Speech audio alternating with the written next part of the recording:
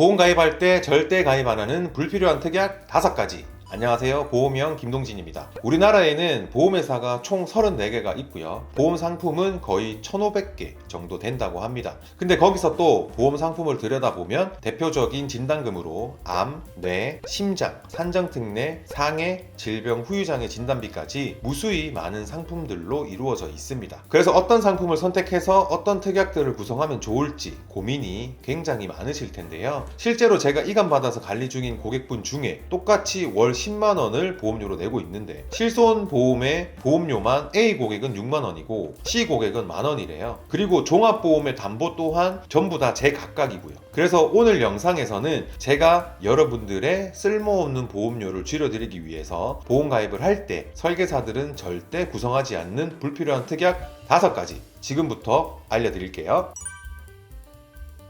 첫 번째는 질병 입원 일당입니다. 옛날에는 큰 병에 걸리면 입원해서 치료를 받았죠. 그런데 요즘은 암에 걸려도 통원 치료가 기본이고 중증 질환에 걸려도 입원 일수가 길어도 채 일주일이 안 되는데 여기서 핵심은 병원에서 입원 자체를 안 시켜주려고 하는 건데요. 그런데 입원 비용은 실손보험에서 보장을 해준다는 겁니다. 40세 남성 기준 질병 입원 일당을 하루에 4만원만 넣어도 월 18,628원, 1년이면 22만원, 20년이면 440만원인데 입원도 잘 안 시켜주고 입원할 일도 얼마나 될지도 모르는데 4만원 받자고 한 달에 2만원 가까운 돈을 내면서 가입할 필요는 당연히 없겠죠. 두 번째, 암 수술비인데요. 옛날처럼 암에 걸린다고 해서 무조건 수술을 받지는 않습니다. 시대가 시대인 만큼 요즘은 약물 치료만 받아도 되는 암도 정말 많고 수술비 같은 경우는 반복적으로 지급하는 점이 가장 큰 장점이긴 하지만 문제는 암 수술을 2번 이상 해야 되는 암이 거의 없다는 겁니다. 대부분 한번 수술하고 항암 치료를 받는 게 기본이고 요즘 수술은 직접 보지 않고도 많이 하는데요. 그건 또 수술이 아니라고 보험금을 지급하지 않는 곳도 많습니다. 그래도 암 수술비를 받고 싶다면 암 수술비는 기본적으로 실손에서 보장이 되고 질병 종수술비 3종 또는 5종에서 수술의 종류에 따라서 보장을 하기 때문에 준비를 하신다면 질병 종수술비가 더 유리하시고요. 게다가 암 수술비 특약은 보통 500만원에서 최대 1000만원까지만 구성이 가능한데 일반암 진단금이랑 가격도 4,000원 정도 차이로 거의 비슷합니다. 설계안을 보시면 40세 남성 기준 일반암 1000만원의 보험료가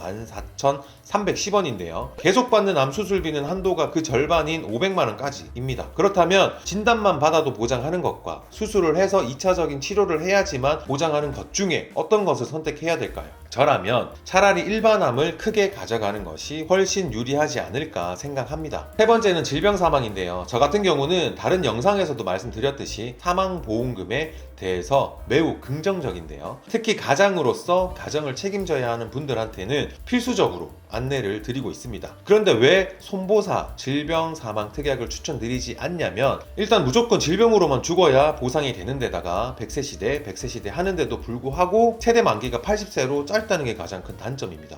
보통 질병으로 사망할 확률은 80세가 넘어가면서 급격하게 올라가기 때문에 40세 남성 질병 사망 5천만원 기준 월 33,000원이나 하니까 엄청나게 비싼 거죠. 따라서 사망보험금 준비를 계획 중이시라면 다치거나 아픈 것뿐만 아니라 자살까지도 보장하는 사망보험을 준비하시는 게 훨씬 유리합니다. 생명보험사의 종신보험은 이 2가지 요건을 다 충족하고 있고 정해진 기간 동안만 보장을 받는 정기보험도 괜찮은 상품들이 많습니다. 보통 사망보험이 필요한 분들의 시기를 보면 새로운 가족이 생길 때인데요. 이제 막 아기가 태어난 신혼부부의 경우 저는 생명보험에 있는 정기보험을 추천드립니다. 자녀가 독립해서 혼자 살 수 있는 나이가 최소 20살이라고 했을 때 20년 만기로 설정이 가능하고요. 20살이 되면 충분히 부모님 도움 없이도 혼자 살 수는 있기 때문에 성인이 되기 전까지만 사망보험금을 준비하셔도 충분하겠죠. 그래서 가격 대비 효율성이 많이 떨어지는 손해보험사 질병 사망은 추천드리지 않습니다.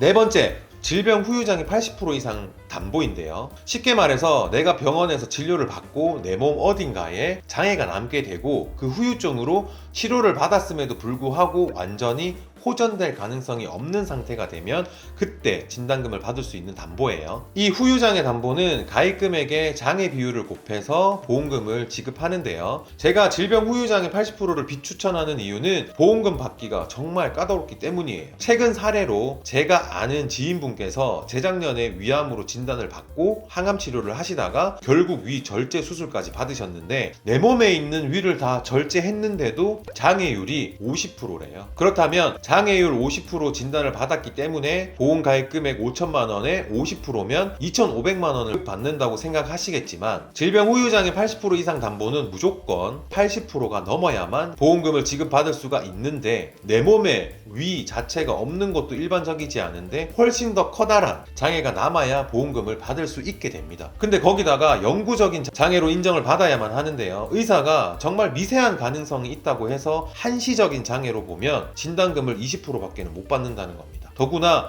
보험금을 받는 과정도 쉽지가 않아서 장애 판정을 받더라도 6개월 뒤 병원에서 한 번 더 진단을 받고 정확한 확정이 되어야 청구가 가능하기 때문에 이렇게 받기 까다로운 질병 후유장애 80% 이상 담보는 내용만 보면 신체 모든 부위를 보장해 줄 것처럼 하지만 내용 하나에 다 조건이 달려 있고 80% 이상 장애를 받는다는 게 일반적으로 정말 어렵기 때문에 추천드리지 않습니다. 그래서 질병 후유장애는 3% 이상부터 지급되는 걸로 준비하시는 것을 추천드립니다. 마지막 5번째는 재진단암 진단금인데요. 암이 재발해야만 보험금을 받을 수 있고 일반암 진단금보다는 보장 금액은 훨씬 낮은데 비용은 훨씬 비싸요. 물론 재발할 때마다 주기 때문에 장점일 수 있겠지만 중요한 거는 누구나 다 암이 재발하지는 않죠. 또한 지급 조건이 최초가 아니라 이후 2회 때부터라서 저는 최대한 보장이 확실하고 가성비가 좋아야 된다고 생각하기 때문에 원바람으로 진단만 되면 주는 일반암 진단금을 준비하시는 게 현명하다고 한 번 더 말씀드립니다.